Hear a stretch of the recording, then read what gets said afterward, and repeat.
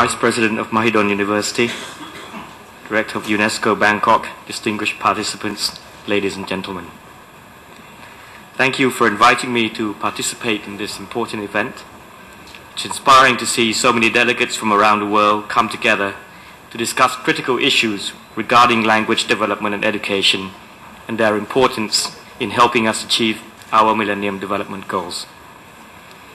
2 months ago, I attended the 65th session of the United Nations General Assembly in New York, which was held in conjunction with the UN Summit on the Millennium Development Goals.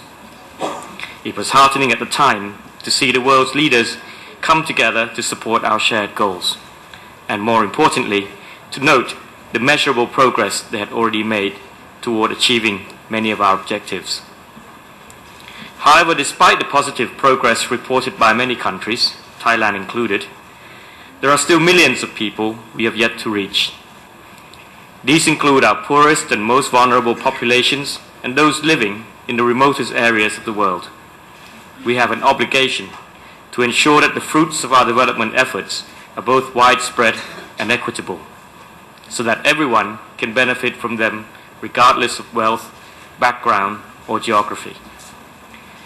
A matter of particular concern in this respect is that progress among the world's ethno-linguistic minorities continues to lag behind some of the successes that we've seen in majority populations. This puts our minorities at greater risk of hunger, poverty, illiteracy, and disease, and increases the likelihood of future tension and conflict. It is their minority languages, among other factors, that have put them at a disadvantage. UN agencies thus believe that we must embrace minority languages whenever possible in order to meet our MDGs, particularly with respect to universal primary education, gender equality, maternal health, child mortality, HIV/AIDS awareness, and the eradication of extreme poverty and hunger. We cannot be content with satisfactory MDG progress on the national level. Rather, leaders must make the extra effort to ensure that all social groups within a country are able to realize the benefits of development. Ethnic languages are not only a powerful tool, but also a step towards accomplishing our goals. By understanding and respecting differences in languages, we can better bridge communication and cultural gaps and more effectively meet our MDGs through the promotion of mutual understanding, trust, and positive relationships.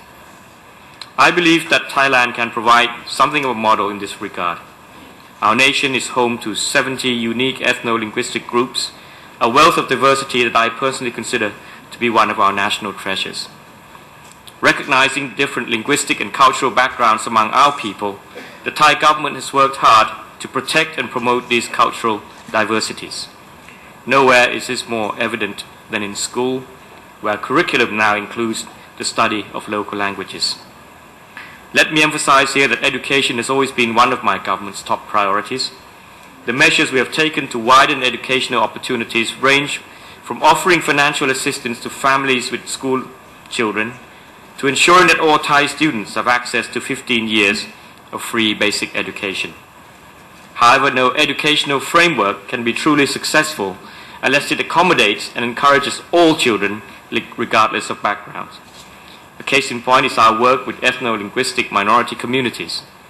In particular, I recently approved the Royal Institute of Thailand's National Language Policy, which maintains the right of ethnic children to have their mother tongue included in the school curriculum. We firmly believe that the inclusion of local languages in schools helps students improve their academic performance and strengthen their aptitude in the Thai language while preserving the individual languages and cultures that make us unique. I am also in the process of appointing a cabinet-level strategic implementation committee to ensure the new language policy is put into practice in areas such as education, healthcare, regional commerce, and human security. In addition, the Thai Ministry of Education has been cooperating with various local and international organizations on programs that encourage mother tongue-based multilingual education, particularly in our country's border areas to the north, west, and south. Just last month, my Foreign Minister Kasit Pirom led a delegation of foreign ambassadors to southern Thailand to visit one such program, which Simeo has called a model for Southeast Asia. There, students in pilot schools learn to read and write in their native tongue, Pattani Malay, and then use that as a bridge to the national language of Thai. Children are doing very well, in fact. They are seldom absent, they participate enthusiastically, their self-confidence is growing, and their Thai language abilities are already 35% higher than similar students in monolingual Thai controlled schools. In addition to improved language abilities, we've also seen increased performance in science, mathematics, and other subjects. However, this project would not have been nearly as successful without the cooperation of parents, teachers, community leaders, religious authorities, and even musicians and artists working alongside linguists from Mahidol University. Not to mention the technical assistance from SIL International, financial support from UNICEF and the Thailand Research Fund, and moral support from UNESCO and CIMIO. We hope to expand this approach to other schools throughout Thailand in order to raise academic performance, foster economic growth and social reconciliation, and continue to work toward the fulfillment of our MDGs. It is in this spirit of continued progress and cooperation, ladies and gentlemen, that it is now my privilege to declare the International Conference on Language, Education and the Millennium Development Goals officially open.